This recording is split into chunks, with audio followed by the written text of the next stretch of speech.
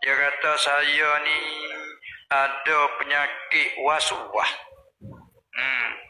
Yang sangat teruk waswas dia ni. Tu dia. Dia tu katanya. Baik nak tanya boleh ke saya teruskan ibadat saya itu? Dengan keadaan waswas gitu. Nah, kita tahu ya upo lagu mana. Walaupun rasa tu tidak sah rasa. Pasal tak ada sah rasa. Tapi terus juga. Boleh ke? Ini apa yang waswasan ni asal pada waswasan daripada syaitan bukan? Allazi yuwaswisu fi sudurin nas minal jinnati wan nas. Manusia juga mengkacaukan. Dia panggil kekacauan bisikan syaitan. Nah, buat kita tu jadi terasa tak sah, tak sah, kena tak kena dia jadi. Kalau ambil wuduk pun niat masuk tak masuk itu jadi. Walhan niat dalam hati dah tak masuk mana lagi. Tengok gitu sudah betul nak lawan weh. Masuk tak masuk, nak masuk tak ke mana niat dalam hati dah. Lagi masuk di mana lagi? Awak jawab itu balas sore. Itu mudah kerja siapa? Soal caramu. Itu ke?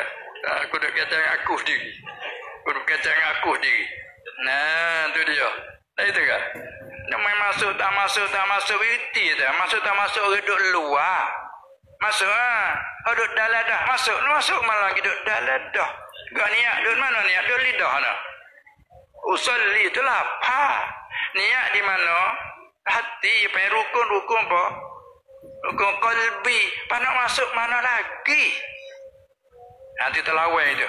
Masuk tak masuk? Aku masuk dah. Itu lawan. Pasal tak sedap, aku sedap dah. Tu. Nak lawan. Kata tidak kalah semua. Pasal tak sah. Tak sah tu mung. Tu. Lama tak agak gila weh. Dia supaya orang berani. Aku tak usik orang berani. Tak berani nak musiknya kali. Tadi orang kau. Dia bawa usik lari. Selain sedap usik. Kau tak ada palah pun lari dah. Itu. Dia lawal lagi tu dah. Supaya tu kalau baca apa Allah. Bis. Bila kata tak ada. Supaya tu lah. Ayahnya. No. Kada gidah undur kelik dah. Siapa ke arah maklis mula dah. Iya. Allahu Akbar. Itulah kalau baca luas semaya tak ada apa-apa straight lagi. Ila hadratin Nabi Mustafa Al-Fatihah. Baca oleh semaya jadi. Ni pasal kita dah beralah dengan dia. Kita lawan lagi. Kalau itu tak sah.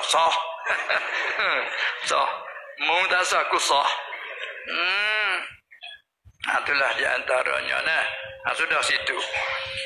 Jadi hak ni ya kita teruskan dari itu kita jihad. Ni satu bagai jihad kita panggil. Betul jihad nafsu ni amat sulit sekali.